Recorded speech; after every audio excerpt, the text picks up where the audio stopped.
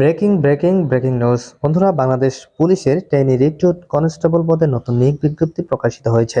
আপনারা অনেকেই ধারণা করেছিলেন যে এই নতুন নিয়োগটি আসলে ডিসেম্বর মাসে প্রকাশিত হবে, কিন্তু এটা কিন্তু আরো 2 মাস আগেই প্রকাশিত হয়ে গেল। অর্থাৎ আজই কিন্তু এই নতুন নিয়োগ বিজ্ঞপ্তিটি প্রকাশিত হয়েছে। তো আপনাদের আবেদন শুরু হবে আগামী 1 অক্টোবর থেকে এবং শেষ হবে 15 অক্টোবরে। তো যে সকল প্রার্থীরা বাংলাদেশ পুলিশের কনস্টেবল পদে আবেদন করতে ইচ্ছুক, তারা এখনই আগামী 1 তারিখ থেকে কিন্তু আবেদন শুরু করতে পারবেন। তো বন্ধুরা, আজকের ভিডিওতে আপনাদেরকে জানাবো যে এই পুলিশ কনস্টেবল আবেদন করতে আপনাদের কি কি যোগ্যতার প্রয়োজন হবে, আবেদন কিভাবে করবেন, আবেদন করতে কত টাকার প্রয়োজন হবে। তো এই সকল বিস্তারিত তথ্য কিন্তু আজকের এই ভিডিওতে আপনাদেরকে জানিয়ে দিব।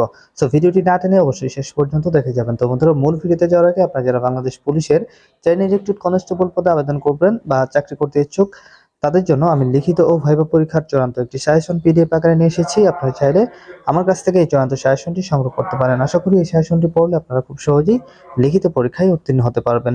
তো এই চূড়ান্ত সাজেশনটি পেতে স্ক্রিনে দেওয়া নাম্বারে রকেট বিকাশ বা নগদে নামমাত্র মূল্য 50 টাকা সেন্ড মানি করে হোয়াটসঅ্যাপ অথবা এর মতো মেসেজ করলেই আমি আপনাদেরকে সাথেই এই চূড়ান্ত সাজেশনটি পাঠিয়ে দিব। তো যাই হোক, মূল আলোচনায় ফিরে আসি।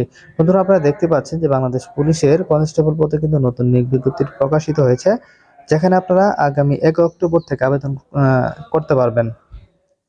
তো এখানে আবেদন করতে আপনাদের বয়স হতে হবে 18 থেকে 20 বছরের মধ্যে।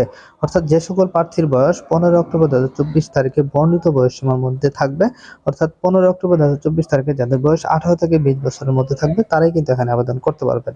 তো এখন আছে শিক্ষাগত যোগ্যতা। তো আপনাকে জাস্ট এসএসসি অথবা সমমানের পরীক্ষায় 2.50 পেয়ে উত্তীর্ণ হলেই কিন্তু আপনারা এখানে আবেদন করতে পারবেন। আর অবশ্যই জাতীয়তা বাংলাদেশী নাগরিক হতে হবে এবং অবশ্যই আপনাকে অবিবাহিত হতে হবে।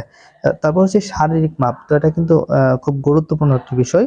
পুরুষ প্রার্থীদের ক্ষেত্রে উচ্চতা হতে হবে মেধা কোটার ক্ষেত্রে 5 ফুট 6 ইঞ্চি, মুক্তিযোদ্ধা, শহীদ মুক্তিযোদ্ধা, বীরাঙ্গনা সন্তানদের ও ক্ষুদ্র নিগোষ্ঠী কোটার ক্ষেত্রে 5 ফুট 4 ইঞ্চি, শারীরিক প্রতিবন্ধী ও তৃতীয় লিঙ্গের কোটার ক্ষেত্রে বিধি অনুষ্ঠিত হবে।